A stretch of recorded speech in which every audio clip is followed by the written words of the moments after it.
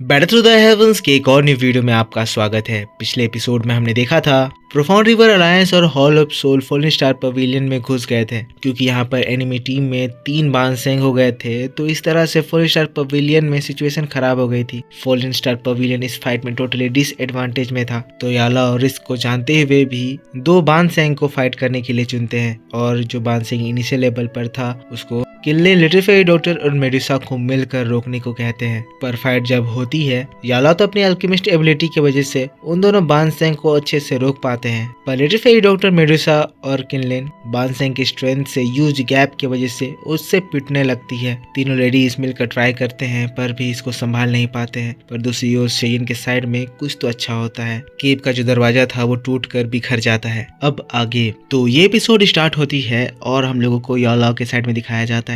शेयन के साइड में अभी स्किप कर दिया गया है क्योंकि भले ही शेयन की पावर बहुत ज्यादा बढ़ गई है पर शेयन अभी जागा नहीं है क्योंकि वो इसे स्टेबलाइज कर रहा है। और ये बहुत क्रूशियल स्टेज है क्योंकि इसमें अगर फेल हुआ तो शेयन बांसेंग लेवल में अटक के रह जाएगा। याला के साइड में एक रिपल बनता है। 3 फिगर्स याला, तियानमिंग और गुयू एक दूसरे से भिड़ रहे होते हैं। वहां पे से फाइटनिंग दाव की रिंग सेप्ट एनर्जी चारों डायरेक्शन में फैल जाती है। एक वहां पर ऐसा एरिया बना देती है जिसमें अगर एक एलिट लेवल का दाओजुन भी एंटर करने की कोशिश करता है तो विद इन अ सेकेंड उसकी बॉडी एज अ मिक्सर जैसे पिस जाएगी। अब एक बार इन लोगों का मूवमेंट रुकता है और हम लोगों को तियानमिंग को दिखाया जाता है क्योंकि याओ चैन उन लोगों के अटैक्स को रोक दे रहा था। तो तियानमिंग गुस्साते हुए कहता है, याओ चैन, हाँ हम लोग देख सकते हैं कि तुम्हारी स्पिरिचुअल स्ट्रेंथ बहुत ज्यादा पावरफुल है, पर क्या तुम्हें लगता है कि तुम इसके बदौलत हम दोनों से अकेले फाइट करके जीत जाओगे? यालाओ को देखकर वो बहुत ज्यादा गुस्सा रहा था पर यालाओ जो कि थोड़ी ही दूर एक शांत स्टेट में खड़ा था इसकी हालत को देखकर हंसता है। गुयू भी जो कि वहीं पर था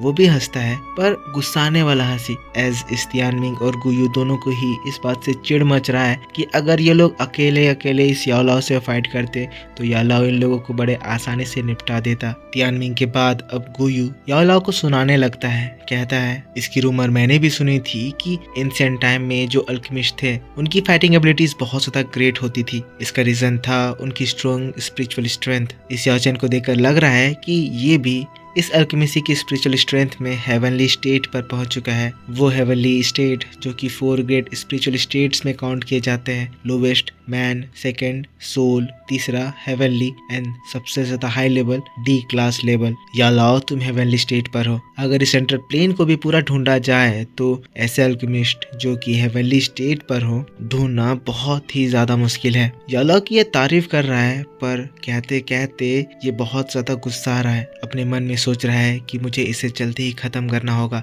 अगर ये आदमी जिंदा बच गया तो फ्यूचर में ये हॉल ऑफ सोल के ऊपर एक बड़ा डिजास्टर ला सकता है। अब गुयू चिल्लाते हुए कहता है, ओल्ड डीमन तियानमिंग, इस याओ चैन को रेस्ट करने का बिल्कुल मौका मत दो। इसे अब खत्म कर ही देते हैं क्योंकि मुझे नहीं लगता ये ज्यादा देर तक हमें रोक पाएगा। तियानमिंग हाँ में सिर हिलाता है, हंसते हुए कहता है, जो भी बोलो मेरा हार्ट अभी बहुत ज्यादा एक्साइटेड फील कर रहा है। मैं इसीलिए इतना ज्यादा एक्साइटेड हूँ क्योंकि आज मैं एक हाई लेवल के बांसेंग को अपने हाथों से मारने वाला हूँ। अगले ही पल ये तियानमिंग एक बहुत ही स्ट्रेंज हैंड सील करता है। अजीब सी दाव की उसके बॉडी से बाहर निकलने लगती है जो कि सारे डायरेक्शन में फैलने लगती है और उस जगह पर एक बहुत ही बड़ा सा लगभग 1000 फुट का इल्यूजनरी बॉडी क्रिएट हो जाता है। देखने में वो इल्यूजनरी बॉडी बहुत ज्यादा डरावना लग रहा था जिसका एक्चुअल कोई फेस नहीं था पर उसके अंदर से एक बहुत ही ज्यादा डेंजरस एनर्जी निकल रही थी। अगले ही पल तियानमिंग अपने हाथों को यालाओ की ओर बढ़ाता है, चिल्लाता है, प्रोफाउंड स्काई पाम। फिर वो बड़ा सा इल्यूजनरी फिगर यालाओ की ओर बढ़ते हुए यालाओ की ओर एक स्ट्रॉन्ग पाम अटैक से हमला करता है। बांसेंग लेवल का ये palm attack sonic boom create करते हुए यालाओ की ओर बढ़ता है। यालाओ भी जब ये देखता है वो भी थोड़ा सा घबराता है पर अगले ही पल उसके बॉडी से एनर्जी निकलती है और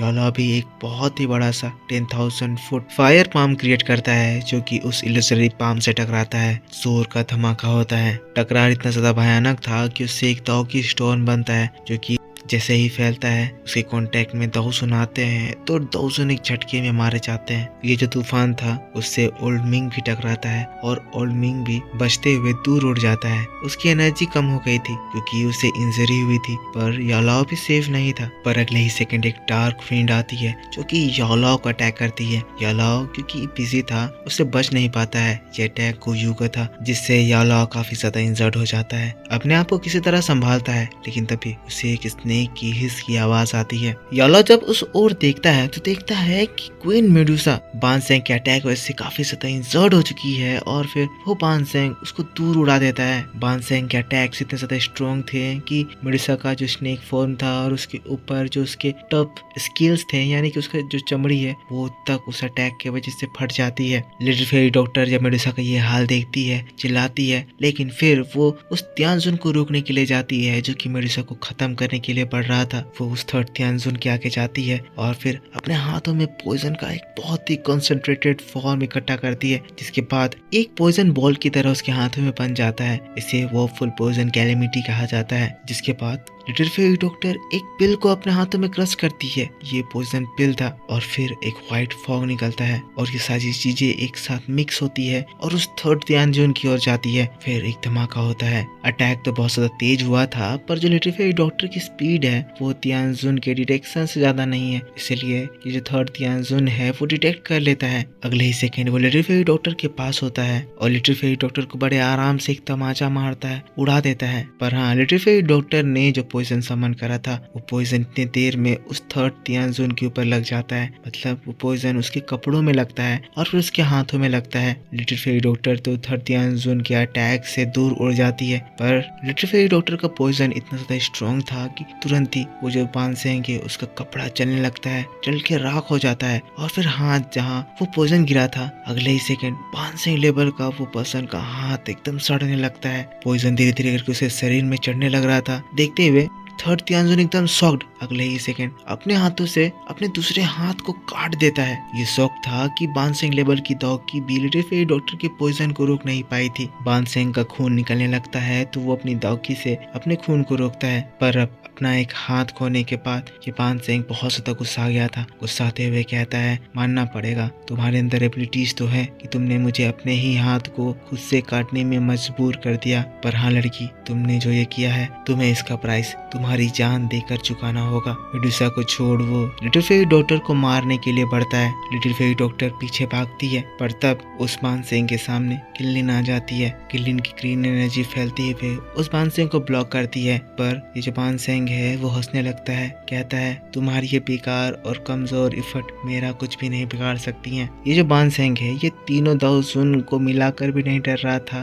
तो किल्लिन जब अकेले उसके सामने आई है तो किल्लिन तो उसके सामने एक चींटी के बराबर है, इसीलिए किल्लिन को वो एक चींटी के बराबर ही सोच रहा है। भले किल्लिन के पास triple Z green snake flower people आई है, पर असली बानसेंग के सामने ये बिल्कुल बेकार है। जब तक किल्लिन की स्ट्रेंथ भी बानसेंग लेवल की कंपेरेबल ना हो जाए, फिर वो उस किल्लिन के ऊपर हमला करता है। भयंकर धमाके होते हैं। किल्लिन अपनी पूरी ताकत लगाती है, तब जाकर वो उस अटैक से अपनी जान बचा पाती है। पर अभी तक हम लोग देखते हैं कि इधर तीनों लेडीज की हालत पूरी खराब हो गई है। तीनों के पास लड़ने की कोई ताकत नहीं। सबसे ज्यादा हालत खराब तो मेडुसा की है, जिसकी हालत एकदम 80% खराब हो चुकी है। पर सीन शिफ्ट होता है और हम लोगों को यालो के साइड में दिखाया जाता है। यालो भी जो अकेले इन दोनों से लड़ रहा था, अब इन दोनों ने भी मिलकर यालो को बहुत बुरी तरह मारा। यालो की हालत बहुत ज्यादा खराब हो गई थी, तो देखकर दोनों हंसने लगते हैं। कहते हैं, याओ चैन, क्या तुम अभी भी हमसे लड़ने की कोशिश करोगे या फिर इस तरह से कांपते रहोगे? यालो जिसके बॉडी से चारों ओर से खून निकल रहा था,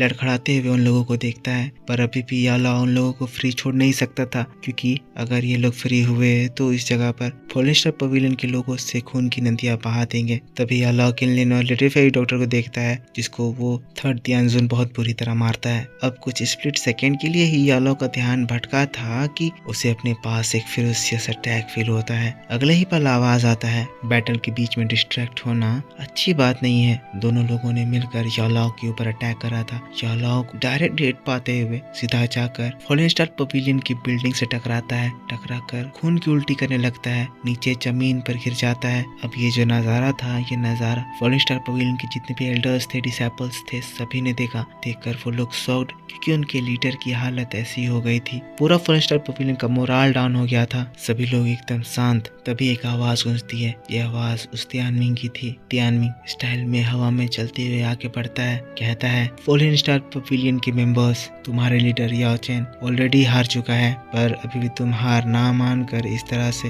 अपना जिद दिखाओगे तो मुझे तुम लोगों को इस जगह पर मारने में कोई फर्क नहीं पड़ने वाला है। तियानमिंग की बात को सुनकर तो सभी लोगों का दिल और ज्यादा कांप जाता है। सभी लोग एकदम शांत थे। तो ये तियानमिंग फिर से याओ चैन को देखता है जो कि एकदम बहुत बुरी हालत में जमीन पर पड़ा हुआ था। कहने लगता है, याओ चैन याद है तुम्हारी ये जो हालत है उसके जिम्मेदार पूरी तरह से तुम हो। तुम ही चाहते थे कि फाइट हो, वरना तुम हार मानकर मेरे शर्तों को भी मान सकते थे। यालाओ ये बात सुनकर गुस्साता है। उसके मुंह से खून निकल रहा था। अपने खून को पोंछता है। गुस्साते हुए तियानमिंग को देखता है। यालाओ का गुस्सा बहुत ज्यादा बढ़ गया था। उसको देखते हुए तियानमिंग गुस्साते हुए गुयू से कहता है, ब्रदर गुयू अब इसे खत्म कर दो, पता नहीं सिचुएशन कब बदल जाए। तुरंत ही गुयू भी आगे बढ़ता है। कहता है ठीक है। वो लोग अपना ही कदम आगे बढ़ाते ही हैं कि तभी एक धमाके की आवाज आती है। देखते हैं पूरा का पूरा ये जो 4 स्टार पवेलियन का स्टार रेल्म था वो एकदम कांप उठता है। 4 स्टार पवेलियन में जो माउंटेन्स थे वो हिलने लगते हैं। पूरा का पूरा ये जगह ही एकदम अर्थक्वेक के जैसा कांपने लगता है।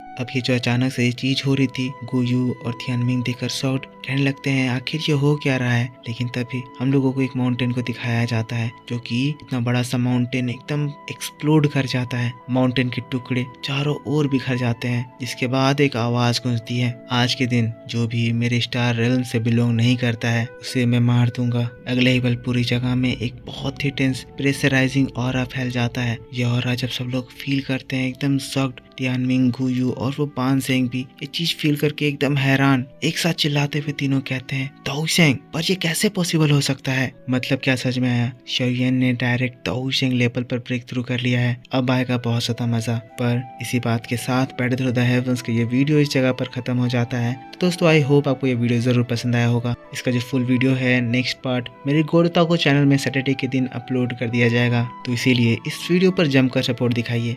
ज़्यादा से ज़्यादा लाइक कीजिए, कमेंट करके बताइए कि आपको ये एक्सप्लेनेशन कैसा लगा। सीन्स थोड़े मिसमैच हो रहे होंगे क्योंकि ये नोबल एक्सप्लेनेशन था, बट आई होप कि आपको मज़ा आया होगा। मिलूंगा मैं आपसे ऐसे इंटरेस्टिंग वीडियो को लेकर बहुत जल्द। तब तक के लिए take care, bye bye and thanks for watching.